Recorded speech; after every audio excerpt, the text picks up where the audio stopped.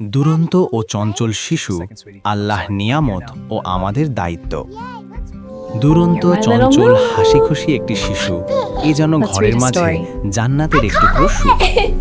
অনেক সময় আমরা বলি বাচ্চাটা খুব দুষ্ট, কিন্তু ইসলামের দৃষ্টিতে এই প্রাণ চাঞ্চল্য আসলে আল্লাহ বিশেষ নিয়ামত। একটি শিশুর চঞ্চলতা তার জীবনী শক্তি, বুদ্ধিমত্তা ও সৃষ্টিশীলতার প্রকাশ। শিশু আল্লাহর পক্ষ থেকে আমানত। পবিত্র কুরআনে মহান আল্লাহ বলেন, সন্তান সন্ততি দুনিয়ার সৌন্দর্য ও অলংকার। অর্থাৎ আমাদের সন্তানরা কেবল দায়িত্ব নয়, তারা আমাদের জীবনের সৌন্দর্য। কুরআনুল কারীমে ইরশাদ হয়েছে, ধন সম্পদ ও সন্তান সন্ততি দুনিয়ার জীবনের শোভা। সূরা কাহাফ 18:46। এই আয়াত আমাদের স্মরণ করিয়ে দেয় সন্তান আল্লাহর দান, তাই তাদের লালন পালনে ভালোবাসা ও ধৈর্য অত্যন্ত গুরুত্বপূর্ণ। প্রিয় নবী সাল্লাল্লাহু আলাইহি ওয়াসাল্লামের দৃষ্টিভঙ্গি। মুহাম্মদ সাল্লাল্লাহু আলাইহি ওয়াসাল্লাম শিশুদের প্রতি ছিলেন অত্যন্ত স্নেহশীল।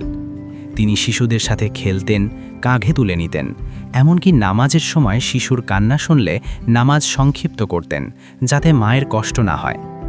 এ থেকেই বোঝা যায় শিশুর চঞ্চলতা বিরক্তির নয়, বরং তাদের বয়সের স্বাভাবিক বৈশিষ্ট্য।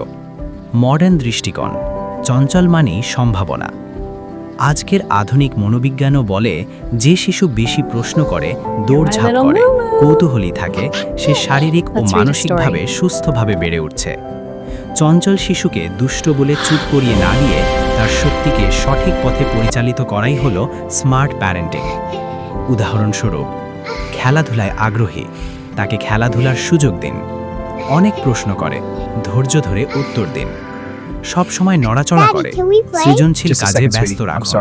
শিশুর দুরন্তপনা গুনাহ নয়, গঠন। ইসলামে শিশুরা নিষ্পাপ, তাদের ভুল ত্রুটি গুনাহ হিসেবে গণ্য হয় না।